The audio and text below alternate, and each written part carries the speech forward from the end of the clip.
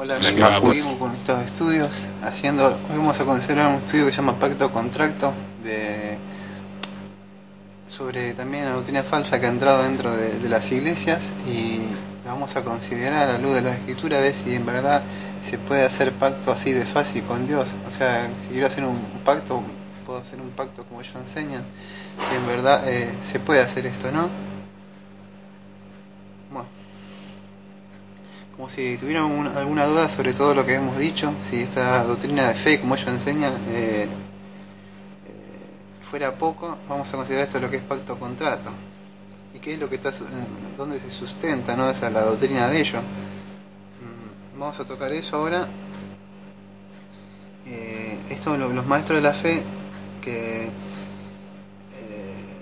enseñan que todos los cristianos tienen el derecho divino a la riqueza y la prosperidad, ¿no? Y que nosotros tenemos ese derecho de ser prósperos y ricos, ¿no? En todo sentido. Y vamos a ver que no es así, ¿no? Bueno, todo se trata en hacer un contrato con Dios. Vamos a considerar eso ahora, a continuación, y la confusión que hay sobre este asunto. Bueno, el problema, o sea, de esta doctrina es evidente, que el Dios, nosotros, de nuestras escrituras, de la Santa Palabra, Él no negocia, ¿no?, con nosotros, no hace tratos, ¿no?, sino Él establece declaraciones. El pacto de Dios con Abraham no fue una proposición bilateral, venía a ser llegar a un mutuo acuerdo de partes en litigio, o sea, de llegar de ambas partes, ¿no? O sea, de partes en litigio, sino que se trató de una promesa unilateral, iniciada por la parte superior, quien tiene autoridad para estipular reglas no negociables, en lugar de tener la opción de decirle a Dios que se fuera a otra parte, ¿no? O sea, si en lugar, en este caso Dios fue el que declaró, no Abraham. Bueno, teniendo eso en mente, o sea, vamos a empezar con este estudio. Esta doctrina, esta gente, enseña que Jesucristo fue rico, ¿no? Que siempre estuvo rico, que su capa era, que tenía tesoreros y que tenía plata, y fue próspero, ¿no? Y como antecesor de Abraham, por 33 años, dice que él vivió una vida, o sea, bien, ¿no? Y como Abraham se apropió de todo su derecho bajo el pacto. Como él venía de Abraham, entonces él también era rico. Eso es lo que enseña esta gente, ¿no? Ellos enseñan en sus buenas nuevas, a medio del Evangelio, lo que enseñan eso, la teología de la fe, consiste en que nosotros somos igual que Jesús, la simiente de Abraham, y tenemos por tanto derecho a ser herederos del pacto, desde que el pacto de Dios fue establecido y la prosperidad fue una provisión del pacto. Eso es lo que enseñan ellos, ¿no? Que nosotros también tenemos ese derecho. Una doctrina falsa, ¿no? O sea que no es la doctrina que nos mandó a enseñar nuestro amado Señor Jesucristo, ¿no?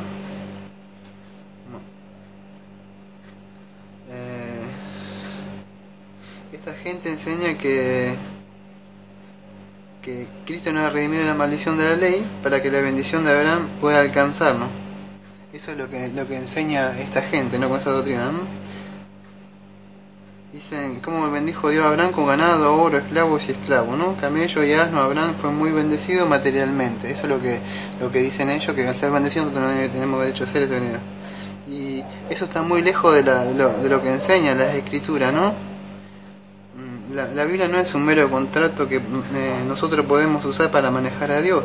Jesús no es una fórmula mágica que nosotros podamos usar para abrir las puertas del misterio. El pacto de Dios con Abraham es la proclamación de su plan soberano para redimir a la humanidad de su pecado. Esto lo podemos encontrar en Romanos 4, en Gálatas 3, del 6 al 9, ¿no? O sea, voy a decirle de nuevo esto para que nos quede bien en claro, que era lo que dice, que el pacto de Dios con Abraham es la proclamación de su plan soberano para redimir a la humanidad de su pecado. muchos que quieren buscar en Romanos 4, Gálatas 3, de 6 a 9. Y el mensaje vertebral de las Escrituras es el de la redención de la humanidad, ¿no? El propósito de Dios era la redención de la humanidad, que fuéramos redimidos, ¿no? Por obra de Dios, ¿no? El pacto no es un simple contrato que nos garantiza riqueza, que uno puede ganar o perder, ¿no? Esta gente enseña eso, que hay dos lados, ¿no?, del pacto. Y vemos que no es así lo que esta gente está enseñando. Enseña que te enseñan dos cosas, ¿no?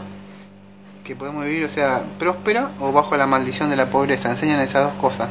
Uno puede vivir próspero o bajo maldición. Nosotros ya hemos visto, ¿no?, que la propiedad, hemos tocado de la propiedad de Abraham, ¿no? Y sobre la pobreza, la maldición de la ley, de que Jesucristo asumió la maldición de la ley en nuestro lugar, le derrotó a Satanás y le quitó su poder. Y eso es, esta gente está enseñando eso, o sea, de que el Señor Jesucristo quitó la maldición y ahora tenemos que vivir en bendiciones. Lo toco, o sea, constantemente para que quede grabado, ¿no?, de cuál es la doctrina que ellos están enseñando, ¿no? Bueno. Siempre en nuestro estudio trato de achicar el material, cosa que pueda entrar, o sea, trato de poner el estudio que tenemos acá, son muy largos y trato de leer, o sea, más de lo que hemos guardado, recopilado, o sea, lo que más importante que pueda hacer, ¿no?, de todo esto. Bueno.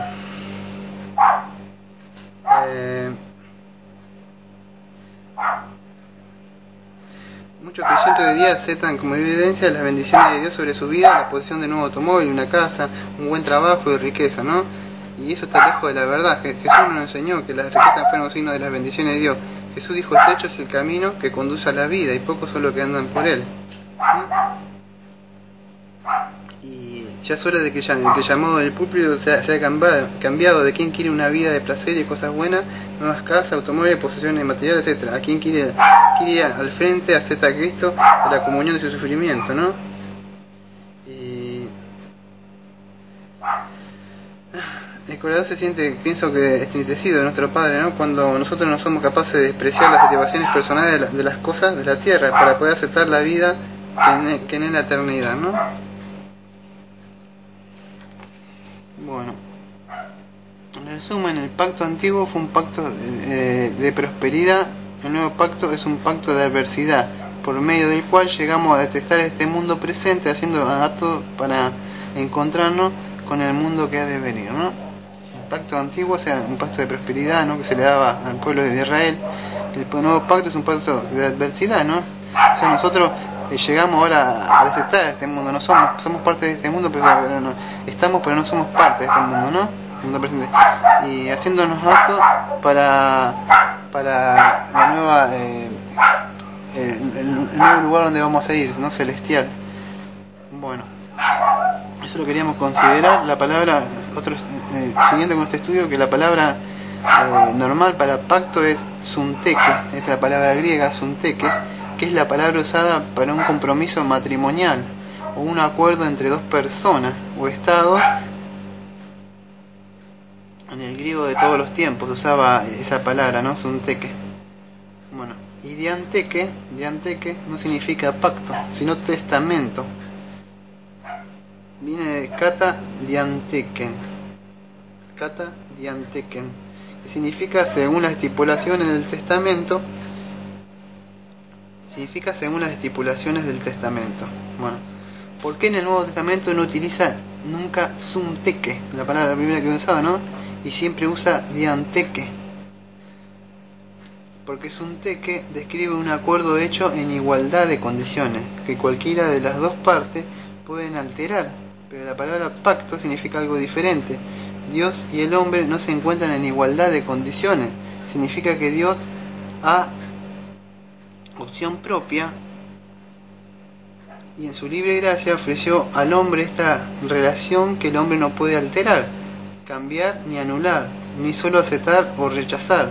Ahora bien, el supremo ejemplo de tal acuerdo es un testimonio. Las condiciones de un testamento son estipuladas por una persona y aceptadas por otra que no puede alterarlas. No entramos en relación con Dios por derecho propio ni según nuestras estipulaciones, sino por la iniciativa y la gracia de Dios.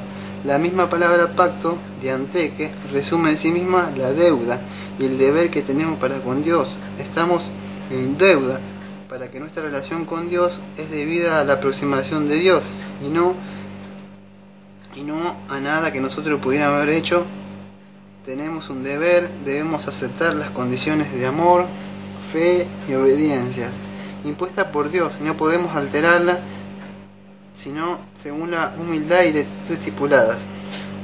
¿Qué indujo a Dios a hacer el pacto de gracia? Su propia y libre misericordia y gracia. Cuando Él lo hizo, nosotros éramos como hijos bastardos, desamparados. La palabra dianteque contiene la inevitable verdad de que todo es de Dios.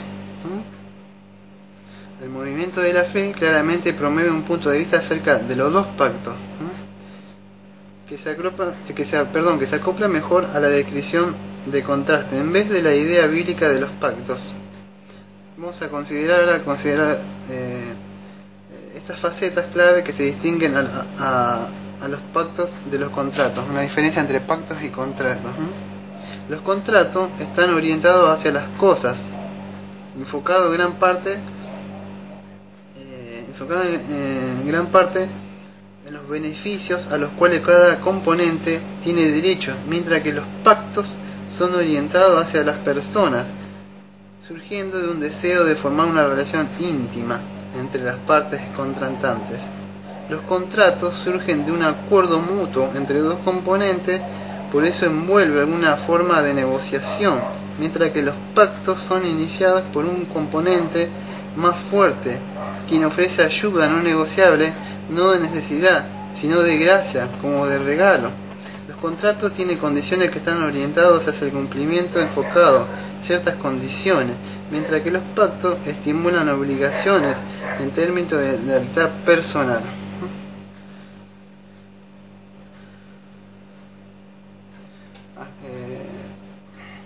Hasta acá vamos a considerar este estudio de los pactos, ¿no? Y que espero que haya quedado en claro que nosotros no hacemos pacto, ¿no? Que el Señor Jesucristo, no enseñó en ninguna parte de que tenemos que hacer pacto, ¿no? O sea, y nada, no es lo que enseña esta gente como lo que enseñan las Sagradas Escrituras. Bueno, espero que haya quedado en claro todo esto. Y seguiremos haciendo otros estudios más adelante. Y cierro con lo que decimos al principio, ¿no? Que el pacto de Dios con Abraham es la proclamación de su plan soberano para redimir a la humanidad de su pecado. Ese era el pacto. En Romanos 4 podemos encontrar, Gálatas 3, 6 a 9. El mensaje vertebral de las Escrituras es la redención de la humanidad, obrada por Dios. Primero era un pacto para la riqueza. Bueno, muchas bendiciones. Gracias en el nombre del Señor Jesucristo. Amén y amén.